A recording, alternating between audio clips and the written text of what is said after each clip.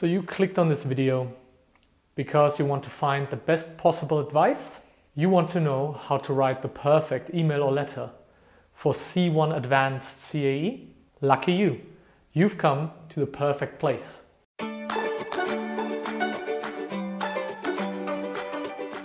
Hello and welcome to Teacher Phil, where I show people like you how to pass their Cambridge exam. Make sure you subscribe to the channel and like the video, and also check out the full article. You can find the link in the description box below. And with all that being said, let's get started. First of all, let's talk about the good things when it comes to writing an email or a letter for C1 Advanced. Number one, emails and letters are not mandatory. If you don't want to write one, you can choose a proposal, a report, or a review instead.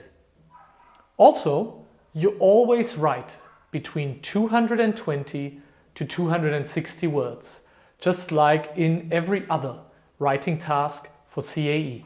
But wait just a moment, let's not get ahead of ourselves. And before we go into too much detail, let's see what an email or a letter actually means in the context of the C1 Advanced exam. Emails and letters for the CAE writing exam might be written for many different possible readers. These can include the editor of a magazine, the director of a company, the principal of a school, or even just a friend or a family member. There's always some kind of narrative or descriptive part. Also, there are some other functions that you might have to carry out in your text. For example, you could have to apologize for something, reassure someone, or justify your opinion. So why don't we have a look at a typical example task? Here you can see that with a little bit of searching and analyzing the task, we can extract different information. For example, we can see who our reader is, as well as certain points that we need to address in our email or letter. Before we jump into analyzing a task in detail, let me give you the 4 main areas that you should always keep in mind and focus on when you write a text like this for C1 Advanced. First of all, layout is probably the most important point in an email or letter.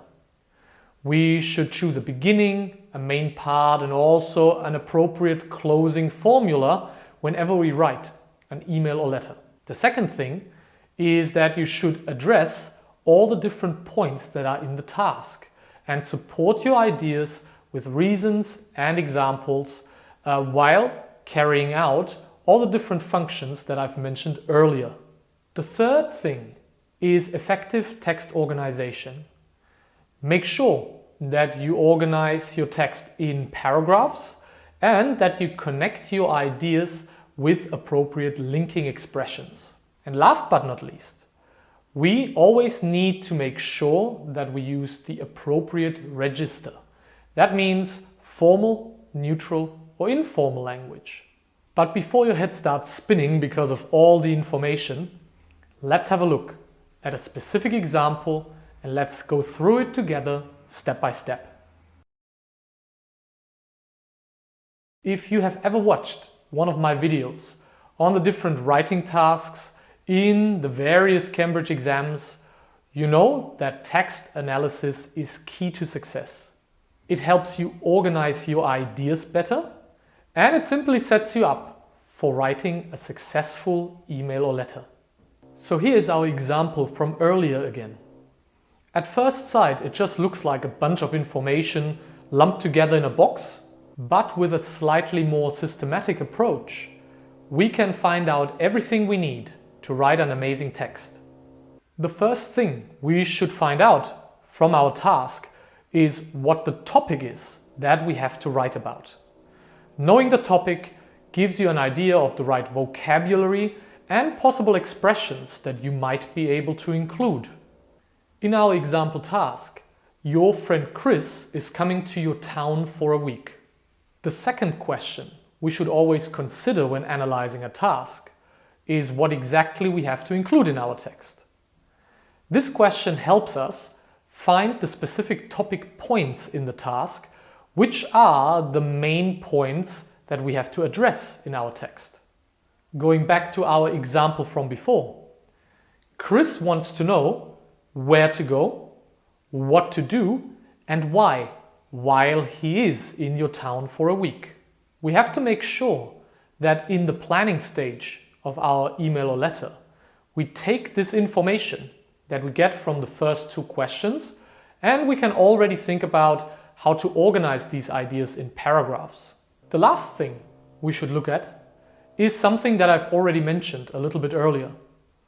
We always need to check who's going to read our text in C1 Advanced, because it helps us decide what kind of register we should use: formal English, neutral, or informal language. We have already found out that the reader of our email is our friend Chris.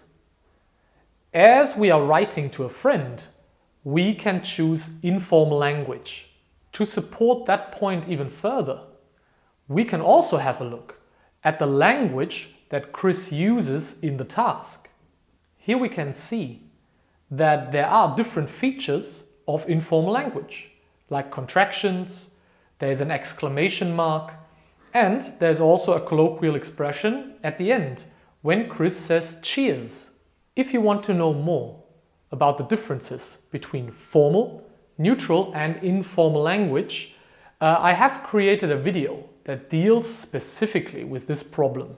You can find the video somewhere around here, but I don't want to waste your time any longer, so let's go into the right structure of a good email or letter. A good email always follows the same structure. We can break up a good text in three main parts. There is some kind of opening formula and opening paragraph, followed by the main paragraphs in which we address the topic points that we have found in the task analysis. And finally, we should always finish off our email or letter with a closing paragraph and an appropriate closing statement. You can apply this formula to any email or letter writing task in CAE. And so now is the time to look at these parts in more detail, so you know exactly what is expected from you and what you need to do in each individual part. Let's get started with the opening of a good email or letter.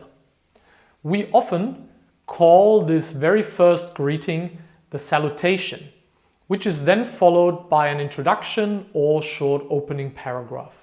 This part has three specific purposes.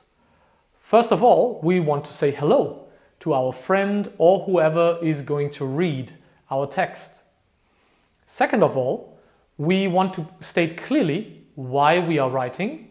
And third of all, we might also want to reply to what the other person wrote to us in the task. Here you can see an example that I've written for this specific task. At the beginning, I choose an informal greeting by simply saying, "Hi Chris, how are you doing?" This is a nice way to start an informal email and sets the tone for the rest of the text. The rest of my introduction is there to reply to what Chris has told us and to tell him that we are excited to see him. I try from the beginning to include features of informal language. For example, you can see that I use contractions, informal punctuation. For example, there is an exclamation mark. And I also use some other nice expressions. For example, how are you doing? Super excited, or showing you around.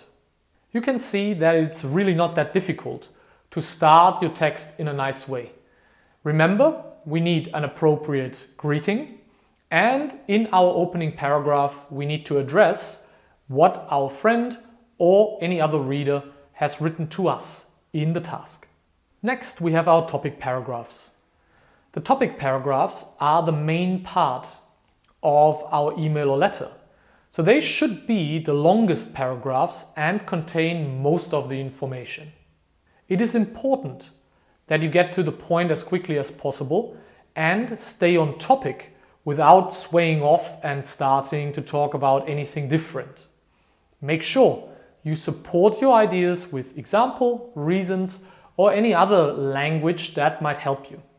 Once again, we need to use the correct register, in our example informal language, and we also want to use a variety of linking expressions to connect our ideas, which makes it easier for the reader to follow our thoughts.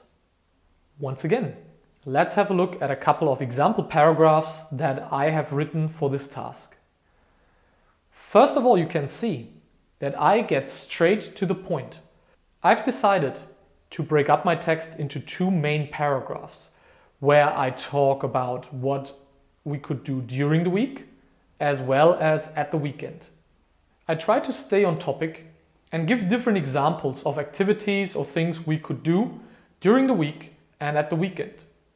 You can also see that I have included a lot of different linking expressions that make it easier for the reader to understand what we are trying to say. Last but not least, we want to finish our text with a final sentence or short paragraph, as well as an appropriate closing formula. In this final part, we simply try to round off our text, but we can also include a call to action if appropriate. A call to action means that we try the recipient or reader of our email or letter to do something very specific. This could simply be to write back to us or to do something else.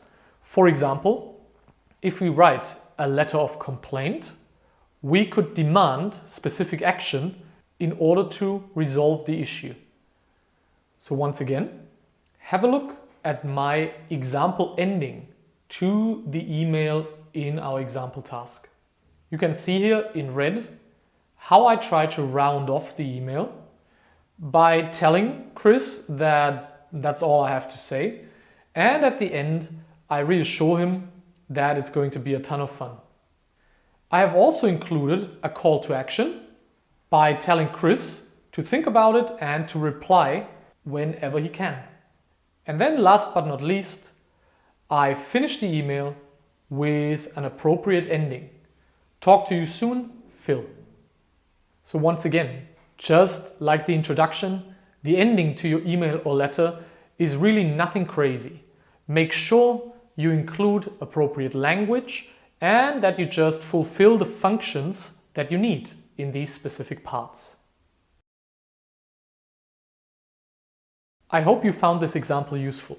Remember that even though we had a look at an example email, all the same things that I've mentioned in this video also apply to letters.